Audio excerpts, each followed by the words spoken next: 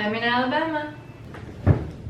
Okay, so I'm in Birmingham, Alabama, and I'm here to see a friend, but he's currently working. And there's a really noisy playground of children behind you out the window there, so sorry if you can hear that. But I wanted to try and go to a bookstore, so I looked some up, and hopefully I'll take you along. I'm a little bit scared of filming in public, but I'm gonna go to a bookstore, an independent bookstore, not like a Barnes and Noble, and this way I get to explore a little bit.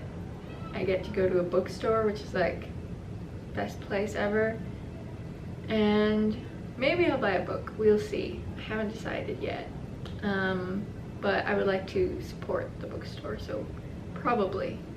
I guess I'll see you at the bookstore.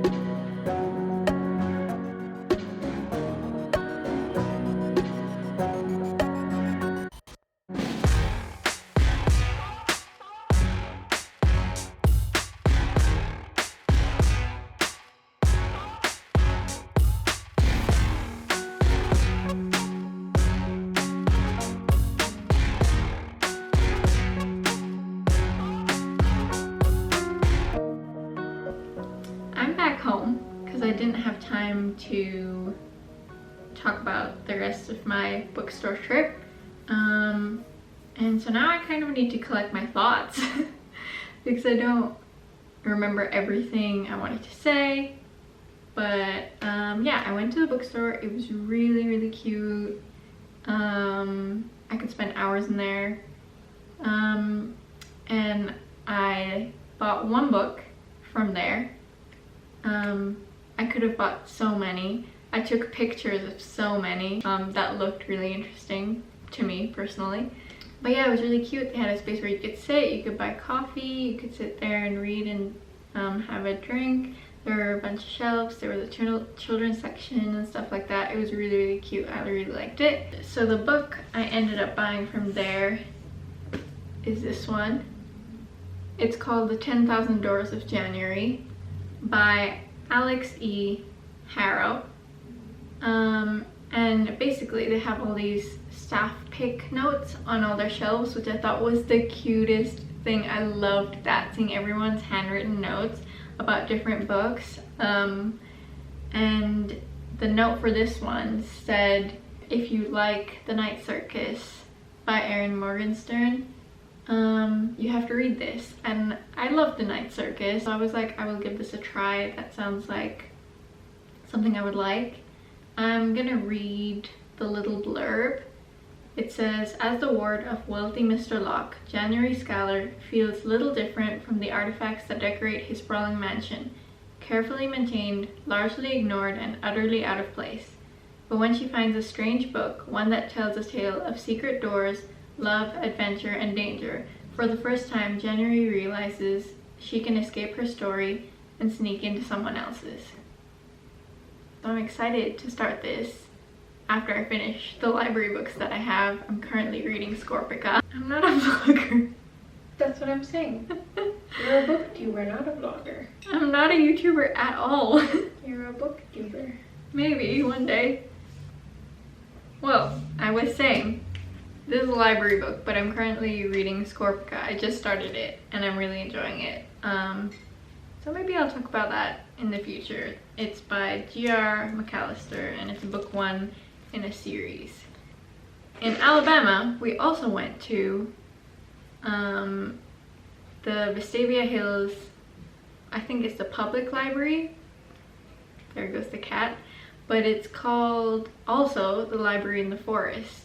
And so behind the library building, they have like a forest and a creek, and the library sort of makes use of that. Windows, and they have like sort of balconies that go out on the forest. They have a trail you can walk behind the forest and really enjoy nature, and it's like a really beautiful library. In the library, they also have a bookstore, which is sort of like a donation space for the library, and volunteers work there.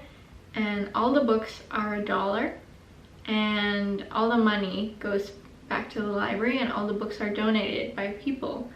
And so we went there, and there was a lovely old man who told us all about it. And I found 3 books that I thought looked interesting from the bookstore. So I got more books than I intended, but I thought I would share since I intended to talk about books in this video anyway. So the first one I found is called The Boundless by Kenneth Opel, international best-selling author of Airborne. I haven't heard of Airborne, but this looked like a sweet book. It is about a murder mystery on a train. I think it's not necessarily for adults, but I don't mind.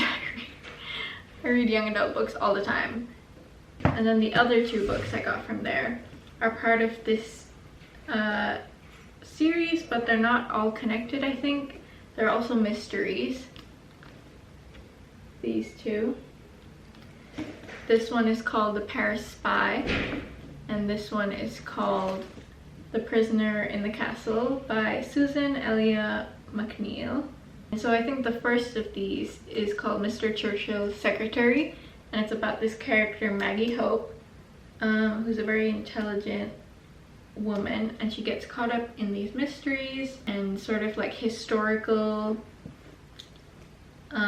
thriller, mystery, spy stories, and they have different settings and different cities. I couldn't find the first one, but I picked up these 2, and I'm really excited to read them. That's kind of it. I would encourage you to go visit those 2 places if you can. I thought they were lovely, and hopefully I get to do more of this soon.